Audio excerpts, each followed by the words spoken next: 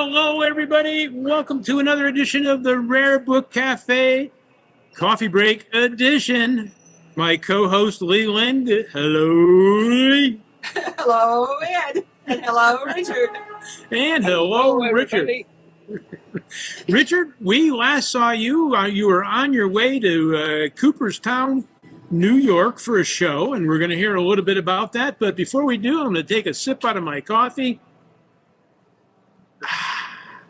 This week for the show, I'm drinking a fine cup of Dunkin' Donuts coffee, who is not a sponsor of Coffee Break Edition. However, Dunkin' Donuts, if you're out there listening, you are missing a tremendous opportunity to sponsor this show. What are you up to, Lee?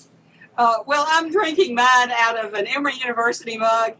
Emory's not going to sponsor us, but they have a lot of books, so. All right. And Richard, what are you sipping on? I don't do a lot of sipping, Ed. I don't. Coffee stunts my growth, so I don't drink it. Well, I have no idea what's in the cup. You could put a little bit of wild turkey in there, and I wouldn't know the difference. Well, I actually have that. Yeah. Although it's Richard? more of a homemade brew. All right, everybody, you can find this show on YouTube. You can find our video podcast on Facebook. And you can find the podcast version of the show wherever good podcasts are given away for free. We come to you every single week, once or twice, whatever we've got to fill up your noggin with book ecosphere knowledge. And this week, Richard Mori is going to tell us what he came across in Cooperstown, New York. Take it away, Richard.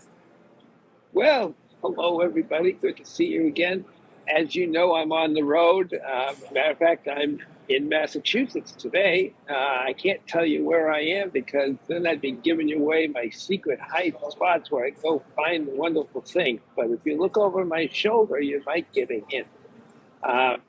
So Cooperstown was wonderful. I hadn't been there for a few years. COVID, of course, interrupted the show for a short time. Last year I had COVID during the show and couldn't do it. So it was nice to see everybody. One of the wonderful things about Cooperstown is it's a smaller show, what we call a nice little regional show. It's held at the Clark's Auditorium, which is a beautiful indoor facility. And here in Cooperstown, New York, one of the most beautiful places there is in New York State, at the end of the lake, and I get to visit with all my friends who show up. So that's really why we go to Cooperstown. It's a wonderful time to just visit and be with book lovers. So anytime you can get to Cooperstown at the time, worth going. Did you find any good material? Oh, did I find good material? So you never know what you're going to see. And so I'm in a booth right across from my booth at the show, and I saw this little pamphlet. Now, I'm a big buyer of McLaughlin material.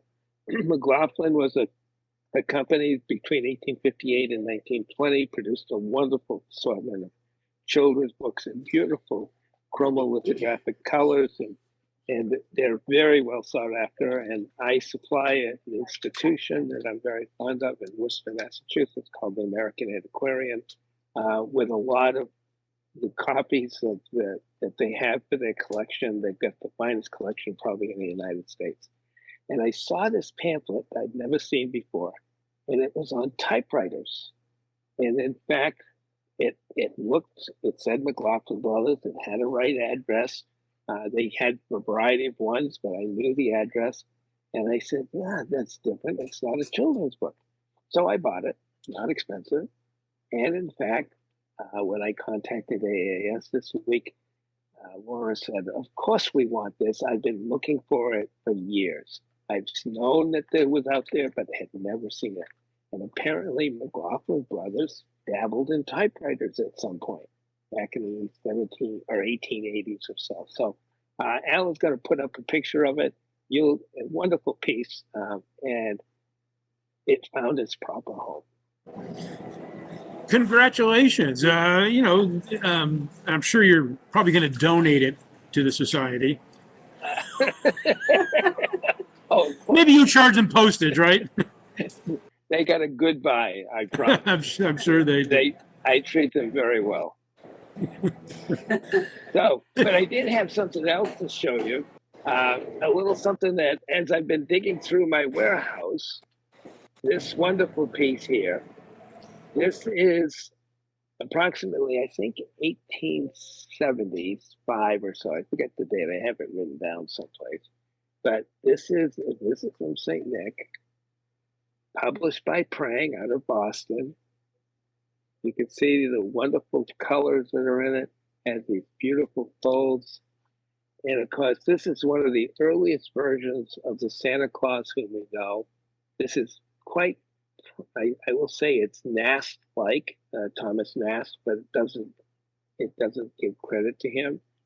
But a sweet little piece, accordion fold, nice little miniature. Came out of my warehouse, tucked away in a box. You never know what you've got tucked away in a box, do you? In my place, that is exactly the truth. I'm sure it is. I'm not sure what I think it was a Tom Robbins book, Even Cowgirls Get the Blues, where he made the statement, anything can be anywhere. And how this pamphlet ended up in Cooperstown, Pennsylvania, Cooperstown, New York, we'll never know. We'll never know what the route it took, how many homes it lived in before it got there. But that mystery of the articles that we find in our industry are just laid beneath the surface forever. Yep, it was an innocuous little piece. Most people would not have paid attention to it because it wasn't a children's book. But I knew right away it had to be something special because I'd never seen it before. And my hunch was right because Laura, who's got, I think, close to 35 years at the American Antiquarian Society, said to me, I've been looking for this. So it had to be special. There's also Richard, go ahead, Lee. There's also the corollary to anything can be anywhere, and that I find on too many occasions is that anything can be nowhere. When you have an order, Like your car keys? well, like your car keys, but when you have an order for something that you've had for 20, 30 years, and yet it isn't where your database says it is. Oh, that's the worst. And you take the little flashlight and look, and you can't find it. That must be the But then you have to decline the order and you find it 2 weeks later. I'm sure I'm the only bookseller that's ever had that problem. Yeah, the only one. I've never heard that story before. Well, I have. We were in Cooperstown with our children back about 1990, and wandered into a bookstore that was down a level on a kind of a basement level. And, we're just looking at the books. We were not in the business at the time, but we were just looking at books and found a book by a Calhoun writer and signed by her. Her name is Mignon Ballard, and we've had her on Rare Book Cafe before. And so Bob took the book up to the cashier, and he was just explaining about how we know this lady. She did live in Calhoun at the time, but she was from Calhoun, and she lives here now. We know this lady. She's a friend. This is her signed book. I don't think he believed a word of it. I think he was just thought we were probably trying to get a deal on that book, which was like a $5 book. Anyway. But it was an exciting find. It wasn't as exciting as your typewriter brochure, but still, it was nice to find somebody you knew in a basement bookstore in Cooperstown, New York. And surprisingly enough, that was not my only find. I found a Judy Bolton book that's rarer than hen's teeth as well. Richard, how many more miles are you putting on your van this summer? Where else are you headed? Well, I'll be headed to Brimfield in a couple of weeks. It's the 3 times a year event. It's the biggest antique show in the country, 3 times a year. May was outstanding and one of the best shows we've seen in decades and decades. I expect the summer is going to be equally as exciting. And then I go on I got a couple shows in Maine, up in Camden, Maine, and I forget where else in Maine, maybe Portland, and then I'll be in New York at Madison Bouckville this summer, and I'll be in Londonderry, Sunapee, New Hampshire, for Sunapee, New Hampshire, for another show, outdoor one-day show. Yeah, so I'm going to be bustling. Well, please check in again. Let us know where you are and what you're finding out there, because you always find the most amazing items. Well, thank you, Ed. It's the joy of my business. It's why I do it. And for all of us. Lee, before we wrap up, what have you got to add? Anything you want to close with? Oh, goodness. I don't know that I do, but I would love to go to the Cooperstown show one year. I think Cooperstown is such a charming town. And of course, the Hall of Fame is worth going to. Is there still a farm museum there as well? Do you know? Yes, there is.